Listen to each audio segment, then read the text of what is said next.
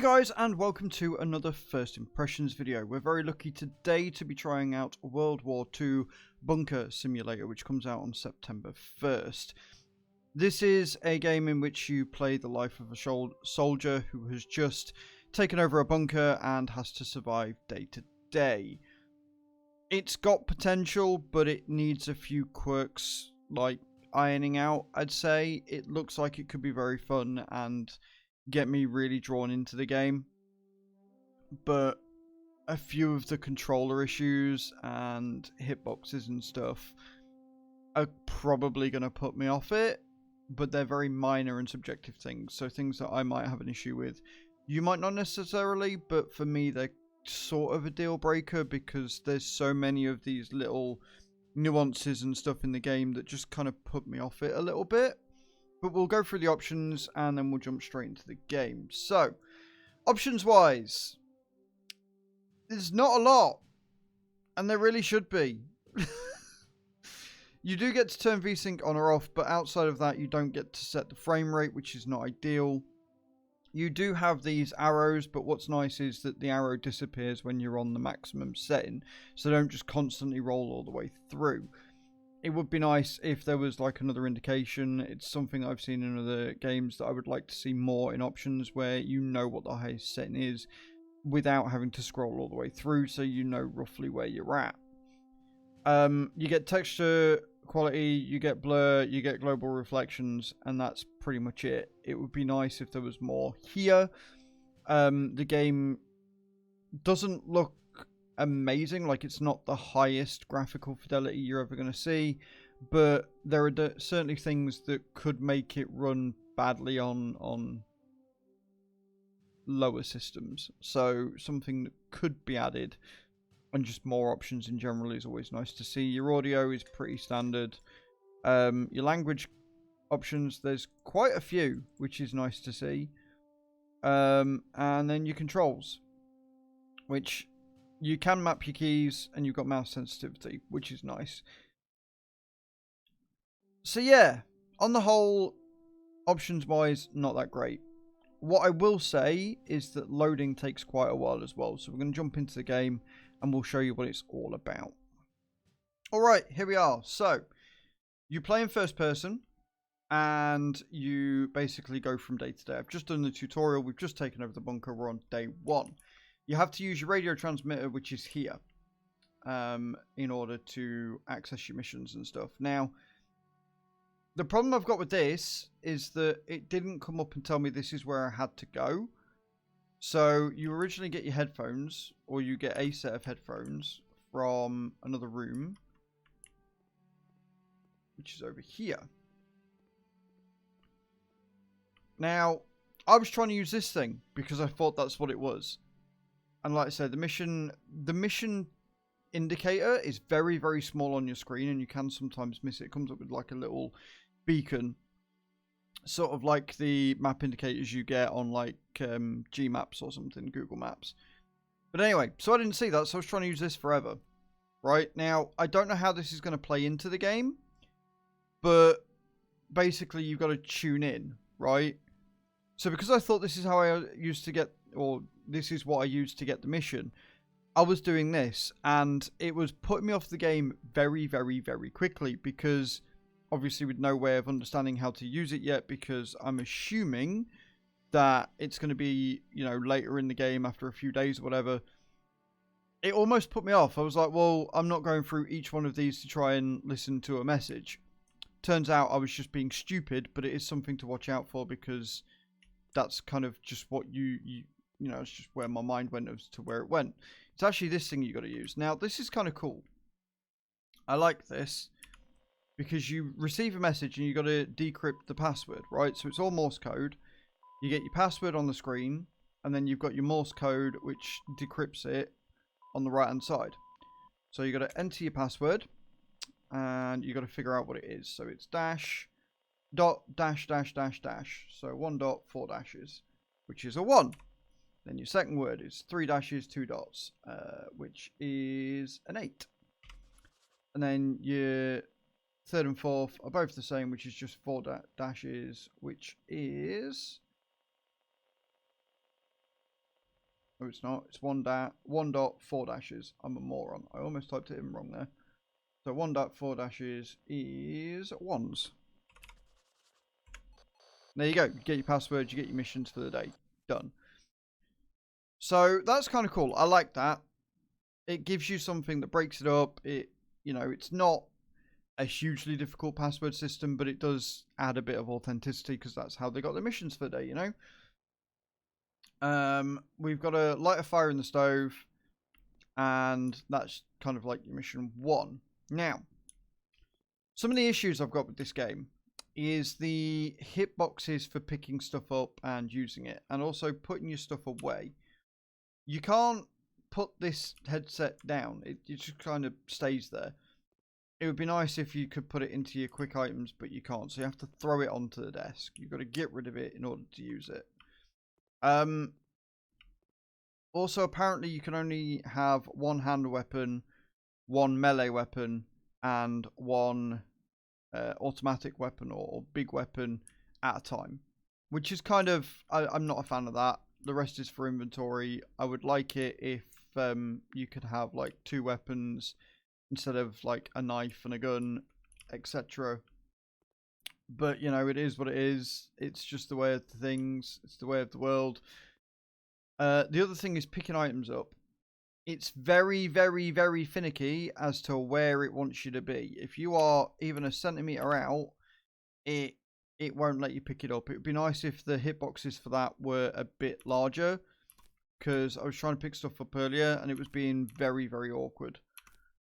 You've basically got to be looking at it in order to pick it up, which could be better, just for ease of access. It is a little bit buggy as well, where I had the headphones in my hand and I switched weapons, and or I put a weapon in my hand and it meant that I couldn't then use the radio transmitter from earlier, which wasn't ideal. The other thing that's really odd, and I really don't like, is that your aim is on or off. It's not a hold down to aim, it's literally you tap it. That's I'm not a fan of that. Like, you'd think it'd be easy, but it's not. It's really, for so many games that use the toggle feature or the hold feature, I would say, it's very, very weird. I think it should be kept as a hold to aim. Just makes life easier. It's what we've been trained to do, but again, that's very subjective. But yeah, this is it. This is basically the game. You run around, you do your missions. The enemies, from what I've seen so far, when I was taking over the bunker, not that bright. Like, they're pretty standard AI. I've apparently weighted myself up. Right, okay, cool, let's fire up. First, put the wood in the stove. How do I put the wood in the stove? Hi. Well, I've got wood. It says I've got wood there. So, how do I put wood in the... But I've got... It says I've got wood. Or does that mean I've got to find wood? I've got to find wood, it's there. So if I get rid of some of this, does that mean I can take the wood? Or have I got to chop the wood up? I might have to chop the wood up. There was an axe around here somewhere. Yeah, I've got one there. Oh, wrong button. If we put that there then, does that then mean... Nope. Can't chop the wood. So I've got to find the wood. Is there wood already chopped up, or is it saying that I've got... See, this is another thing. It doesn't make it overly clear. It's like... Yeah, I don't know. I don't know if I've got wood in... Not got wood. I've not got wood, friends. That's a problem. Apparently as well, I'm dying? No, I've got... I don't know. But I'm moving very, very slowly. I must be very heavy right now. Which doesn't make sense because I'm only at half capacity. So I shouldn't be this sluggish.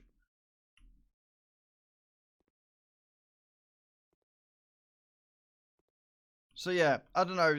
It's got potential, but it also seems like that there's a few systems. Like if I've got a full inventory and I'm only at halfway, I shouldn't be moving that sluggishly. I'm still moving sluggishly. I don't understand what's going on.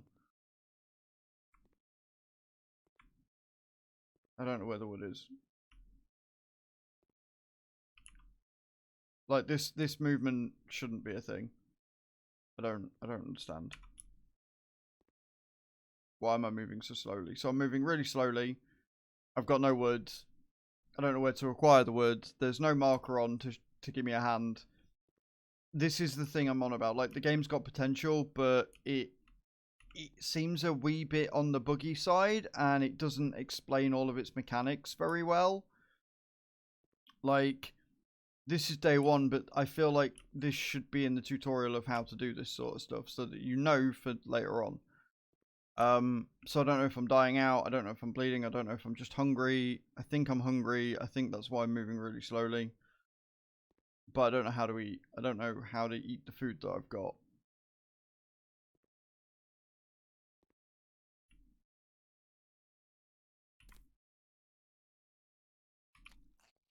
Aha. I've got to hold. Am I holding? No. Then drop it. No.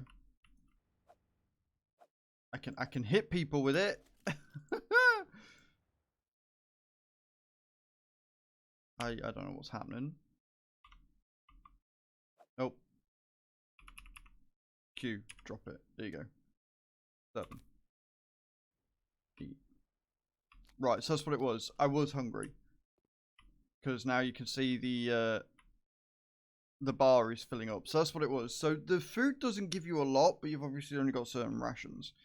We're working it out together. But still, it just, I don't know. I feel a little bit more explanation would be nice for a game like this. Because it looks quite detailed.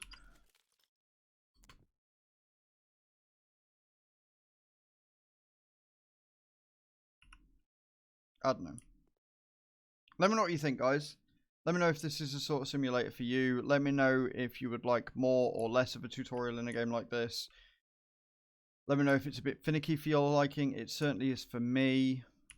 I would like more explanation because it feels like I've just been kind of dumped here and I've got these missions to do and I've got no idea how to do them or where to go.